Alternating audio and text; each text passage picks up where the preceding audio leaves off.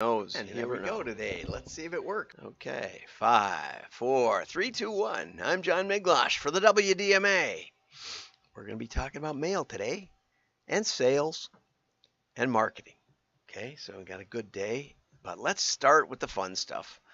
And this is a crazy commercial that I don't think actually made it onto the YouTube because it was too crazy.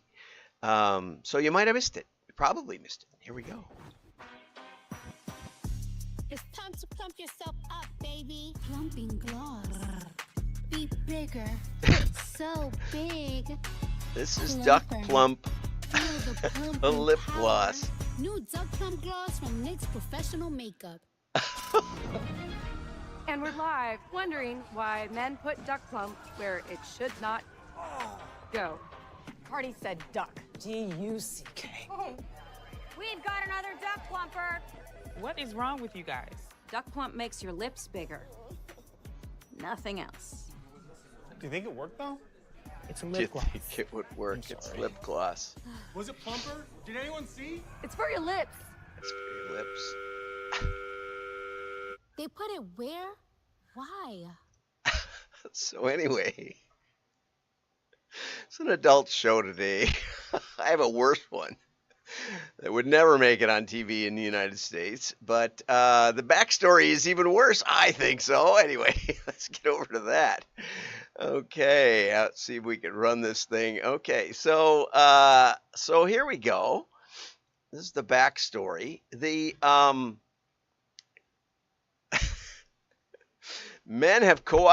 supposedly men have co-opted this beauty product, which is part of the L'Oreal empire. Men have been using Duck Plump to enhance their own private parts. But listen to this. This is where it really goes off the rails for me. McCann Creatives aiming to further the fempowerment theme. What is that? The fempowerment theme? Oh, brother. Around this year's big game. I didn't notice that. Maybe I missed. Maybe it's because it's not targeting me. It's a good way to crash a testosterone heavy day. You know, I thought women liked the testosterone heavy day. I don't know. They don't have to watch. I don't think my wife watched. My daughter and I watched. According to Shane Millington, the agency's creative officer at McCann, we felt the Super Bowl was the perfect place to flip the script on what has been a historically male-dominated event. That's because men play football. That's the main point here. I'm sorry. You know, what is the main point? We're going to have an even worse story coming up after this, where women are often the butt of the joke. Well, women don't watch it that much. You know, women, by the time it ends, are down about 20% of the viewership, so 80% men. And I wonder, you know, shouldn't we ban this product for causing men these painful problems? I guess they're too stupid.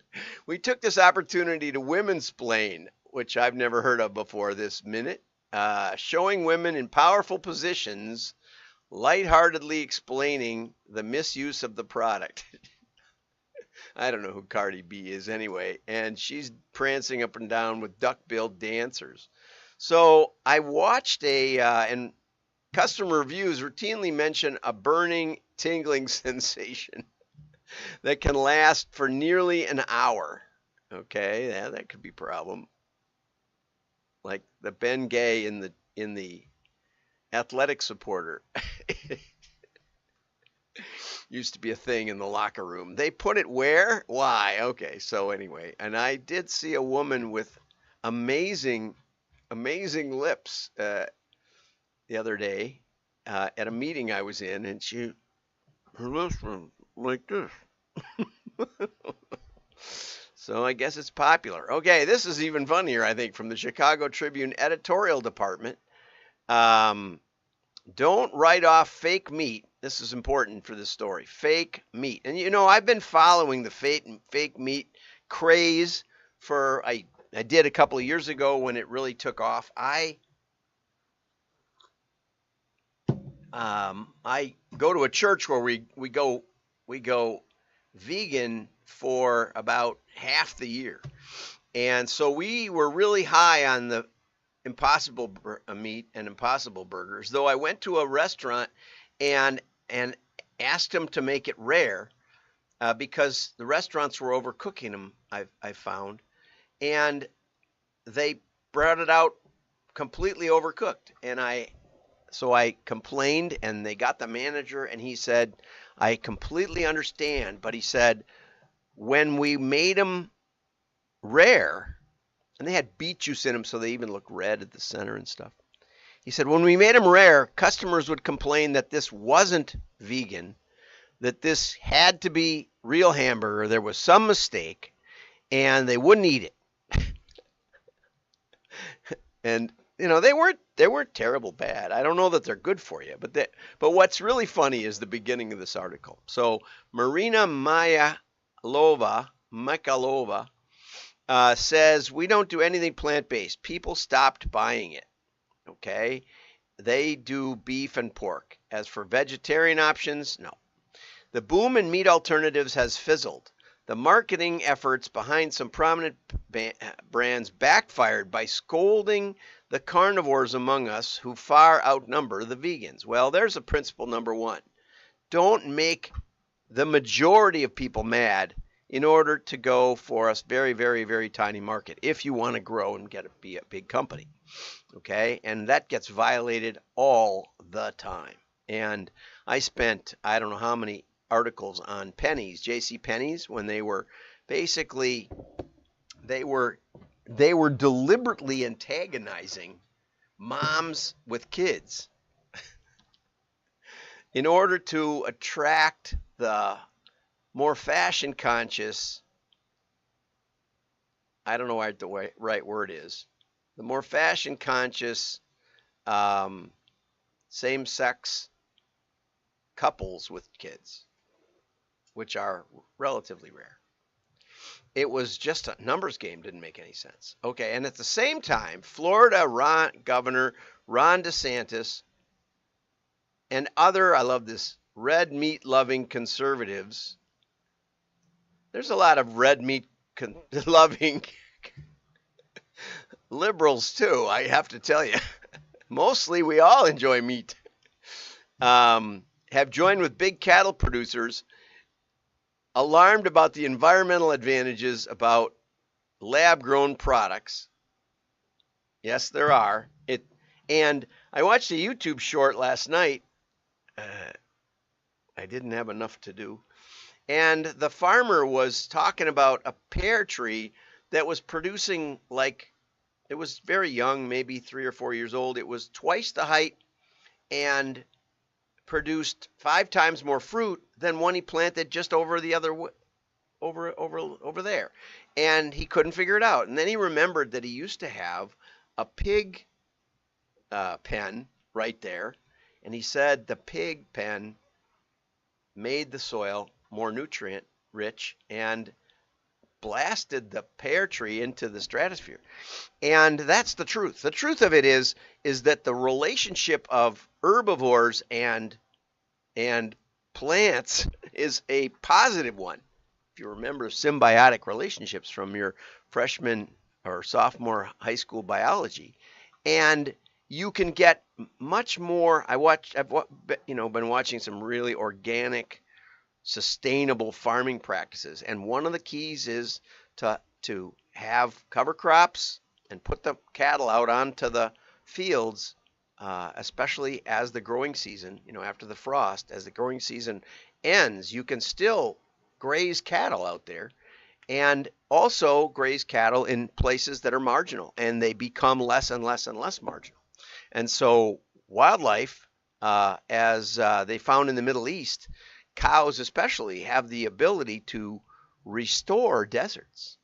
And it's happening in the Sahara, especially the South Sahara. You heard it here first. Okay. But I think it's funny that they're bashing them as fake meat. Well, they admit they're fake meat, right? And the long list of ingredients like pea protein, starch, and potato starch. Potato is basically starch. On some of the plant-based meat labels hasn't helped either. They got to come up with new names for these things and call it I don't know what to call it. They have whey-based protein, and that's meat, a meat byproduct out of milk. They have soy, so pea protein. You could just come up with a name, call it ruddy protein for red meat or something. Anyway, also so it's ultra processed, and that they admitted to from the beginning at Impossible Meats, and it just didn't taste that good. Also true, but if you're forced to be vegan or whatever, you're not really forced, but if you go that way, you know, it still was better than a lot of stuff, Beyond Meat, and wasn't as good as Impossible Meats, I don't think. So their stock price was up in the triple digits, and now it's over $6, which proves that you can fool some of the people some of the time, but you can't fool all of the people some of the time. And this is what it shows. Okay, accounting regularities, but they see better times ahead because Illinois, and this is the Chicago Tribune, states have no business outlawing healthy products. But we've already heard these aren't healthy products.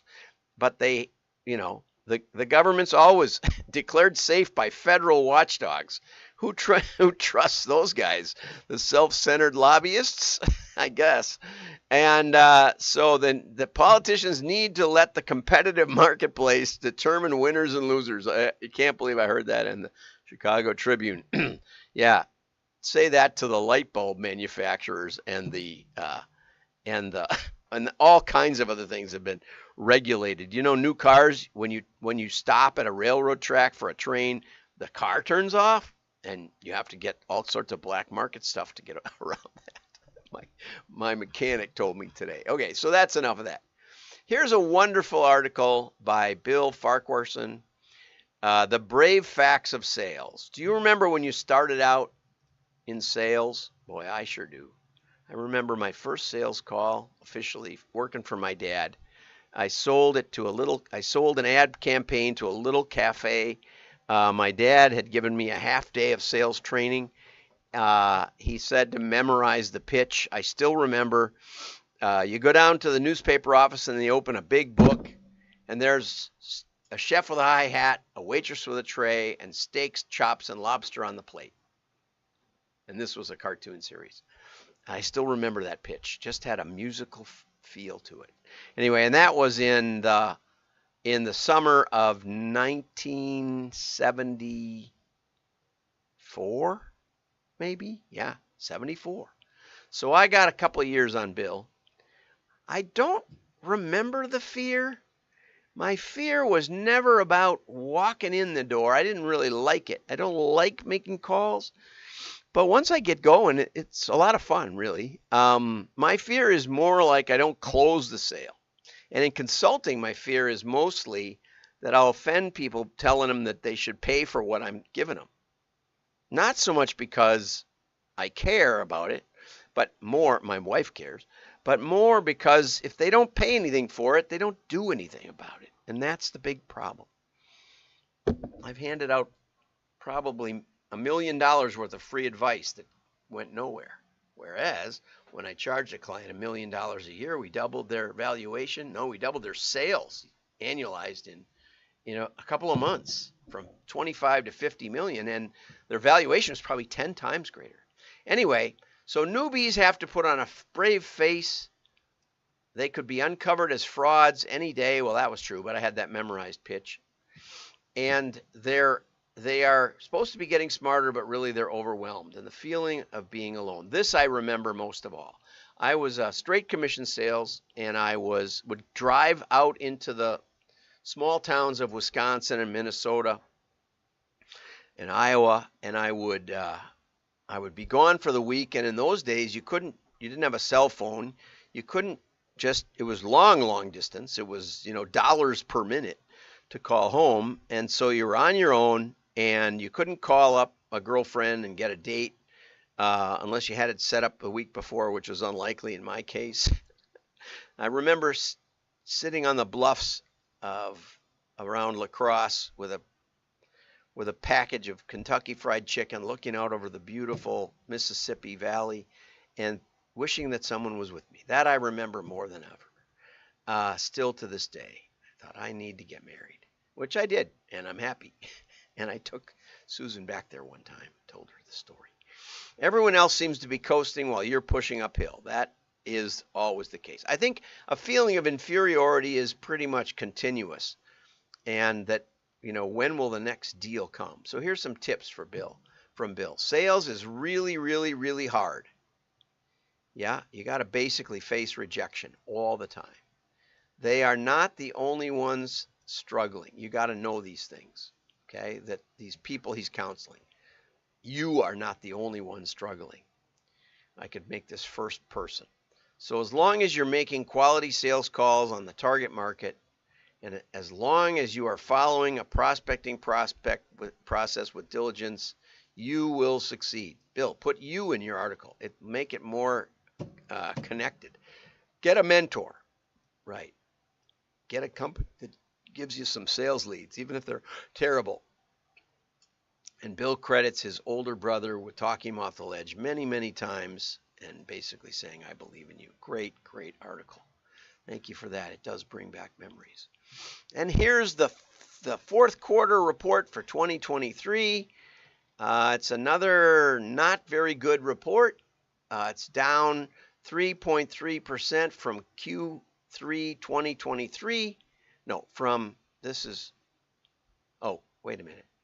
See, the people putting this together are mixing me up because they're getting stuff goofy here. Okay, so Q4, no, this is right. Q4 was only 3.3% down from Q3 in the same year. Okay, not too bad. Okay, and the total mail volume was 28.4 pieces. What I really want to know is, what was the total for 2023 compared to the total for 2024? Because quarterly goes up and down. Across all industries, brands pivoted away from envelopes and toward postcards, probably for the shift, save on production and postage costs, or maybe to ensure that marketing messages are more visible in a season where consumers are actively looking for savings and offers. We have a new format for you if you're into postcards, and I'll be it's in the mail now. Whenever it comes, I'll feature it, and it's really, really great. It would work for so many offers. I'm really, really confident, and I helped design it, so that's kind of cool. This is what happens when you send your mailing pieces. I look at them, and we make it better. I don't know why. It just comes to me. Okay? But anyway, Patrick Carroll, who I consider a friend because I quote him so often, but I don't think he knows who I am, says, despite dealers having cars on the lot, unlike in 2022, the automotive industry mail volumes were cut in half year over year. Yeah, they were down more than 50%. The insurance industry also typically sees a strong fourth quarter, but this year we observed a 34% drop, raising concerns about the future of AEP mail. No idea what AEP is. No idea. I tried some things out and nothing fit. Prospecting? Acquisition? Envelope prospecting? I don't know. Acquisition, economic prospecting? I don't know what it is. Okay, but the mortgage loan and nonprofit, travel, and credit card sectors all experienced an uptick in quarterly volumes. I got another American Express credit card offer today. They must like that one. It's got the spot varnish twirl on it. I could get it, but no way. No sense in it. Here's the infogram. Sales decrease of 17% over the last quarter of 2022. I think this one has some carryover from people trying to avoid the election, and Q4 is October, November, December, so some election volume that isn't there this year in 2023. So I think that one's probably most of it there. The good news is that retail is up, okay, up a little. Retail is like a slam dunk. It's so easy to make that pay. In both acquisition and in retention. I got an energy mailer today, Every Door Direct, saying that I could put solar on my roof without even without even any upfront costs, 0 upfront costs. And then you pay for it with your electric bill, but your electric bill offsets it. Your solar offsets your electric bill. And so in the good months, you're actually saving money on your electric. Now I have a tree behind my house because in my day when I designed the house, trees shaded your house and made the need for air conditioning lower. So I might have to cut that down, or I could put it on the higher roof, I suppose. I could use a new roof. I wonder if they could replace the roof at the same time. Anyway, lots of interesting stuff, but I really want to know. Nonprofits is way up. Look at this, more than double. So good, I guess. And I want to know the year over year, which we didn't get. So that's it for today. Like and share. Your friends will know you're smart. Oh, and comment. Comments really seem to help more. Reshares, they help too. Really appreciate all that. So like and comment, and we'll see you tomorrow. Bye-bye.